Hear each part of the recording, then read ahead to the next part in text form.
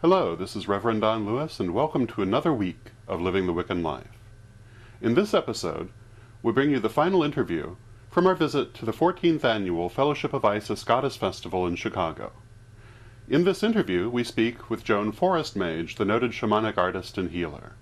Joan is a wonderful woman and has been a fixture in the Chicago spiritual community for many years, and it was a pleasure as always to speak to her. When I interviewed her last year, we focused on her work as a shamanic healer. This year, I tried to focus on her work as a shamanic artist, which was featured in the annual Fellowship of Isis mystery play. My name is Joan Forrest Mage, and I live here in Chicago, and I do shamanic work. And we're here at the Fellowship of Isis convention. Mm-hmm. And you have attended many Fellowship of Isis conventions, I believe. Yes, I have been doing Fellowship of Isis since 1999 was my first one that I came to. Mm-hmm. So obviously you enjoy them. Oh yeah, they're great. What do you think is the most enjoyable part of it? I would say the fellowship of it. You know, and the family atmosphere. I really do feel like this. There's something about all these people are my family from many past lives. That kind of thing. Yeah. This year, in the mystery play, you and your friend Ellie did a wonderful dance that I gather you worked on for a long time. And I was wondering if you.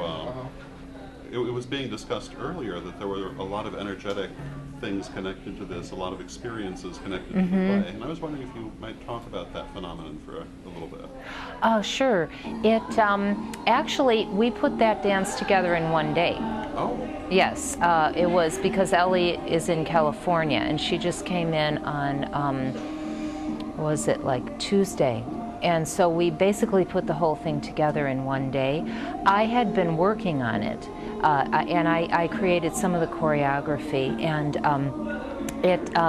what had happened was that I was going through a lot of really intense personal stuff about various things in my life with the kind of work that I do with shamanic work teaching. I heard from my guides, they said, stop identifying yourself as a teacher and healer and identify yourself as a shamanic performing artist, which is how I began shamanic work originally, like 20 years ago, was from the arts and being an artist and performer.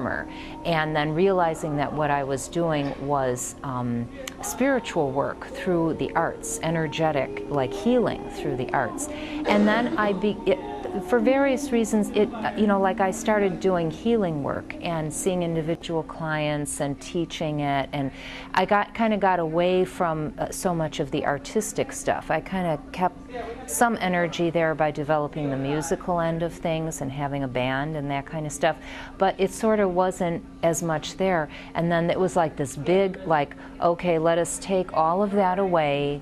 You know, like your students are going to go away. You know, it was like all this kind of stuff. And so that was one thing. Another thing that was really coming out was personal things, like my mother died 40 years ago this year, and many things about my family, about past relationships. It was just like everything. And I felt like I was literally like in the void. Like I don't know what my future is supposed to be. My past doesn't seem to make any sense. You know, I mean, just like, what do I do with the rest of my life? Like that kind of thing. If anything, do I just say, that's it, you know, my life is over? I mean, it was real deep. It was real, like, down in the depths. And I chose to go there because throughout my life, I've had these kind of episodes, and I've always just kind of glossed over it and said, oh, there's going to be a sunshiny tomorrow, you know, and like this kind of thing. And this was the time I said, no, I need to understand why I get so depressed when things don't work out. You know, and I just absolutely, the only thing that I need to do in life is face my shadow side. So that was the decision I made, like around the spring equinox. Well, I hadn't talked to Ellie for like a year because she had been my student in 1999, actually right when I started the Fellowship of Isis, and then she moved to California in 2000, and we've like kept in touch, but you know, not really seen each other.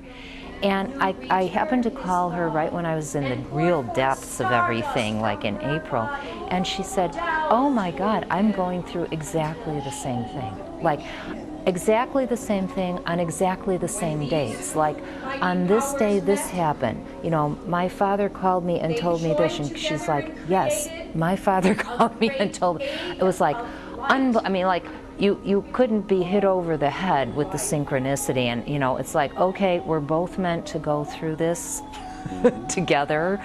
And so we've like kept journals and written to, like, emailed each other and just like work through like forgiving, letting go, releasing a lot of that, a lot of understanding of a huge breakthrough for me was I've had a bunch of teachers, like spirit guides, come to me. It's been a whole succession. Like, somebody asked me, well, do you feel like your guides have deserted you? And I say, no, it's like a zoo. I mean, it's like they're tripping over themselves trying to help me out. You know, so I mean, that has not been the issue, which is really wonderful.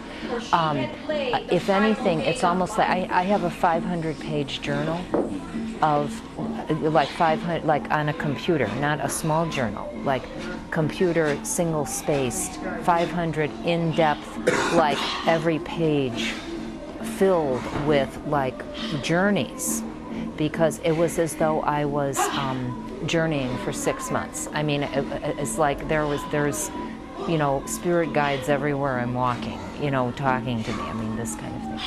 And Ellie was saying like the same kind of thing was happening to her, you know, visions and dreams and this kind of stuff. So, yeah, and but I mean, she wasn't necessarily going to be in it, but I mean, it was sort of like being in the black hole and being sucked into this. It's like, okay, I think you're supposed to be in this thing, you know. And so all of that kind of work went into the dance, like the birthing thing that I do in the center, you know, and then the thing about which was like what I was doing, like I went through about 5 or 6 heavy-duty dismemberment experiences, like where I had no ego. There was like one point at which for 3 days Artemis actually appeared and said, you're supposed to have no ego for 3 days. And that's a really interesting place to be. And that was kind of like the ripping up, and it's like when you're giving birth, or you're giving birth to yourself, or you're, it's death and birth, you know, and like letting go and going into the void. And so anyway, those are like some of the images that happened, and it's just been an incredible process. And as Ellie was saying, like, okay, and it does feel like it has concluded by doing this, so. That's very good. Yeah. Any, do you have other questions, perhaps? I think probably the only other question is if people would like to get in touch with you for shamanic performance art or other services, how would they do that?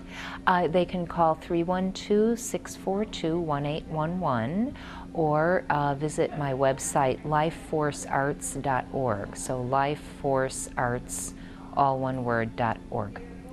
Thank you very much. Thank you.